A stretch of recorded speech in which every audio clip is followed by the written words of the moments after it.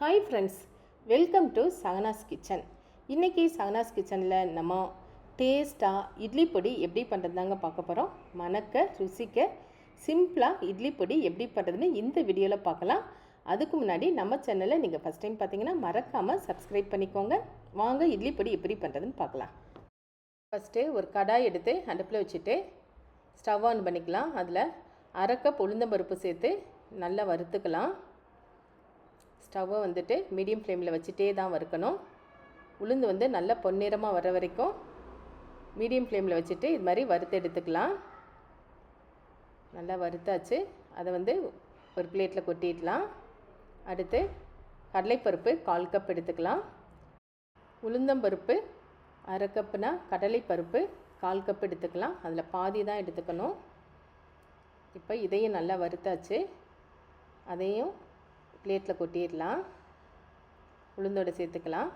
அடுத்து கொள்ளு பயிறு 1 டேபிள் ஸ்பூன் எடுத்து அதையும் நல்லா பொன்னிறமாக வறுத்துக்கலாம்.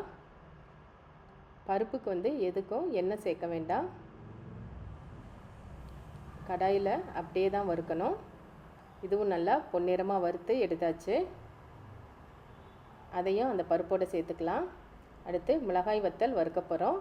அதுக்கு காஷ்மீர் சில்லி ஒரு 15லிருந்து 20 எடுத்துக்கலாம். அதோட மிளகாய் வத்தல் ஒரு 5லிருந்து 10 சேர்த்துக்கலாம். காரத்துக்கு ஏற்றாப்பில் கூட்டி குறைச்சி நீங்கள் போட்டுக்கோங்க. இதில் அரை டீஸ்பூன் எண்ணெய் சேர்த்துட்டு லோ ஃப்ளேமில் வச்சுட்டு மிளகாய் வத்தலை வறுத்துக்கலாம். கருகிடாமல் இது மாதிரி வறுத்து எடுத்துக்கலாம். காஷ்மீர் சில்லி சேர்க்கும்போது இட்லி பொடி நல்ல கலர் கொடுக்கும். அதுக்காக தான் அது சேர்க்குறோம். வத்தல் நல்லா வறுபட்டுருச்சு. அதையும் எடுத்து வச்சுக்கலாம். அடுத்து எள்ளு, வெள்ளை எள்ளு தான் எடுத்திருக்கேன். 2 டேபிள் ஸ்பூன் வெள்ளை எள்ளு எடுத்து அதையும் வறுத்துக்கலாம்.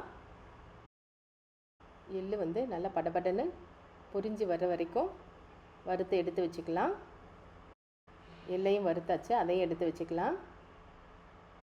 அடுத்து 1/4 கப் கருவேப்பிலையை ஈரப்பதம் இல்லாமல் இலையாக உருவி எடுத்துட்டு அதில் அரை டீஸ்பூன் எண்ணெயும் சேர்த்துட்டு வறுத்து எடுத்துக்கலாம்.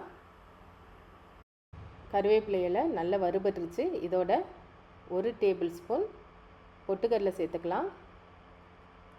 சேர்த்துட்டு அதையும் ஃப்ரை பண்ணிக்கலாம். ஸ்டவ்வை லோ ஃப்ளேம்லேயே வச்சுக்கலாம். இதோட 1 டீஸ்பூன் உப்பு சேர்த்துக்கலாம்.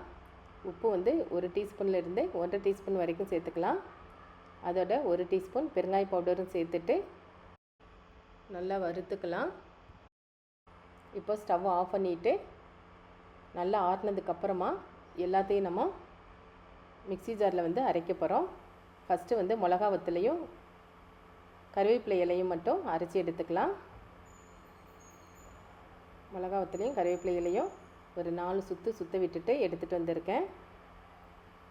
இப்போ இதோட நம்ம வறுத்த பருப்பு எல்லாத்தையும் சேர்த்துக்கலாம்.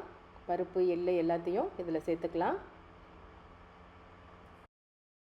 ஃபைன் பவுடராக இல்லாமல் கொஞ்சம் கிரானுல்ஸாக இருக்கிறது மாதிரி அரைச்சி எடுத்துகிட்டு வந்துடலாம். இட்லி பொடி அரைச்சி எடுத்துகிட்டு வந்தாச்சு. பொடி ரெடி ஆயிடுச்சு. ரொம்ப சிம்பிளாக கொஞ்சம் பொருட்கள் சேர்த்து நல்ல கமகமன்னு வாசனையோட அதோட நல்ல டேஸ்ட்டாக ஒரு இட்லி பொடி இந்த மெத்தடில் நீங்களும் ட்ரை பண்ணி பாருங்கள். இது இட்லி தோசைக்கு வச்சு சாப்பிட ரொம்ப நல்லாயிருக்கும். சட்னி சாம்பார் கூட தேவைப்படாது. இட்லியோட இந்த பொடி வச்சு சாப்பிடும்போது அதுவும் நல்லெண்ணெய் ஊற்றி சாப்பிடும்போது ரொம்ப டேஸ்ட்டாக இருக்கும். நான் இட்லியும் செஞ்சுருக்கேன். தட்டி இட்லி கூட பண்ணியிருக்கேன். தட்டி இட்லியோட நம்ம ஒரு 2 ஸ்பூன் நெய் சேர்த்துட்டு இந்த பொடியை மேலே தேய்ச்சிட்டு அதை அப்படியே சாப்பிட்லாம். அவ்வளோ டேஸ்ட்டாக இருக்கும். கண்டிப்பாக இந்த மெத்தடில் நீங்கள் ட்ரை பண்ணி பார்த்துட்டு எப்படி இருக்குன்னு கமெண்ட்ஸில் சொல்லுங்கள். ரொம்ப சிம்பிளாக ஒரு 1/4 மணி நேரத்தில் இந்த பொடியை அரைச்சிடலாம். கீ பொடி இட்லியும் ரெடி ஆயிடுச்சு. செஞ்சு பார்த்துட்டு கமெண்ட்ஸில் எப்படி இருக்குன்னு நீங்கள் சொல்லுங்கள். அடுத்து ஒரு புது வீடியோவோட மீண்டும் சந்திக்கலாம். Bye by.